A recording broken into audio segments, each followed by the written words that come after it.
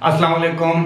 अबरार रशीद आपकी खिदमत में एक और वीडियो के साथ हाजिर है और वीडियो है सऊदी अरब के एक अहम फैसले या अहम ऐलान से मुतल्लिक। और मैं ज़ाती तौर पर समझता हूँ कि ये बहुत ही इनकलाबी फ़ैसला या ऐलान है।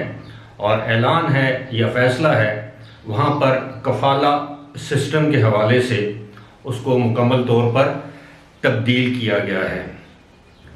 आप सब जानते हैं कि सऊदी अरब में जो कफ़ील का इंस्टीट्यूशन था, यानी कफ़ील था जो आपका स्पॉन्सर था, वो काफ़ी मजबूत स्ट्रांग था। यहाँ तक कि आलमी जो इंसानी हुकूक की तंजीमें हैं उन्होंने इसे स्लेवरी सिस्टम यानी ग़ुलामी का सिस्टम करार दिया था कि जब आप जाते हैं सऊदी अरब में तो कफ़ील आपका पासपोर्ट ले लेता है, कफ़ील की मर्ज़ी होती है वो आपको कब तनख्वाह दे कब ना दे, कितने घंटे आपसे काम करवाए।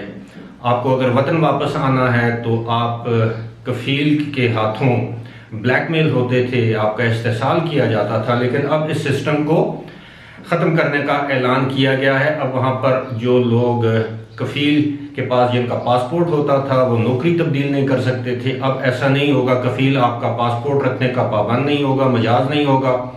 इसके अलावा आप जब चाहें आप एक नौकरी छोड़कर दूसरी नौकरी ज्वाइन कर सकते हैं, और लेकिन उसके लिए आपको एक नोटिस देना पड़ेगा। इसी तरह आप जब चाहें आप वतन वापस आ सकते हैं।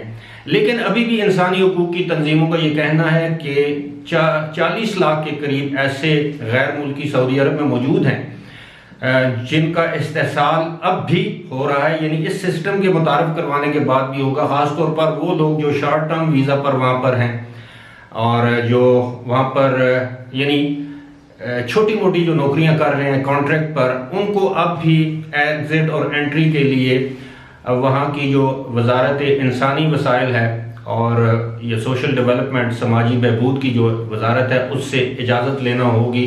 अभी भी ये इस सिस्टम को मिसाली नहीं करार दिया जा रहा आलमी इंसानी हुकूक की तंजीमों की तरफ से। लेकिन खुश आइंद बात यह है कि गुज़श्ता साल नवंबर में इस बात का फ़ैसला हो चुका था कि इसको जो वहाँ पर जो लेबर रिफॉर्म्स हैं वो मुतारफ़ कराई जा रही हैं तो उसको जल्द ही लागू किया जाएगा। और अब ये सिस्टम जो है सऊदी अरब में लागू या नाफिजुल अमल हो चुका है। यकीनन ये उन तमाम गैर मुल्कियों के लिए एक अच्छी खबर है जो कफ़ील के हाथों ब्लैकमेल होते थे, एक्सप्लॉइट होते थे। उन्हें 8 घंटे के बजाय 12-12 घंटे उनसे मजदूरी या मुशक्क़त का काम लिया जाता था, तनख्वाहें नहीं दी जाती थी, वक्त पर नहीं दी जाती थी, उनको वतन वापसी के लिए NOC नहीं दी जाती थी। यानी वो एग्ज़िट एंट्री का जो मामला है अब निस्बतन सहल किया गया है, लेकिन इसमें मज़ीद इम्प्रूवमेंट की गुंजाइश है।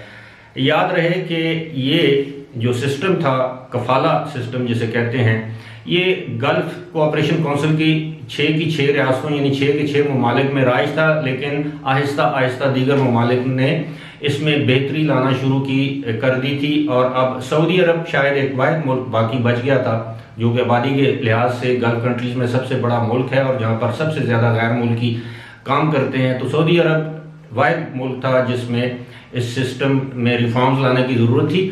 अब इन रिफॉर्म्स को मुतारिफ करा दिया गया है। अब देखना ये है कि आने वाले दिनों में क्या वाकई इस पर इन लेटर एंड स्पिरिट यानी मनोहन इस पर अमल भी होता है, अमल दरामद भी होता है या नहीं होता, और जो वहाँ पर लेबर तबका है उनके हुकूक के तहफ़्फ़ुज़ के लिए वहाँ की हुकूमत या समाजी बहबूद की जो वजारत है वो किस किस्म के इक़दाम करती है। कि यानी अगर इस कानून की खिलाफ वर्जी करते हुए कोई कंपनी, स्पॉन्सर या कफ़ील अपने एम्प्लॉइज़ के साथ उसी तरह का सलूक करता है जैसे पहले होता चला आ रहा है, तो क्या वहाँ की हुकूमत ऐसे कफ़ीलों के ख़िलाफ़, ऐसे स्पॉन्सर्स के ख़िलाफ़, ऐसी कंपनियों के ख़िलाफ़ कोई कानूनी या तादीबी कार्रवाई करेगी या नहीं करेगी। मैं एक मरतबा फिर उन लोगों को मुबारकबाद पेश करता हूँ जिन लोगों ने इस मामले को पूरी दुनिया में उठाया, ख़ास तौर पर गैर सरकारी तंजीमें, समाजी तंजीमें और किसी हद तक कुछ ऐसे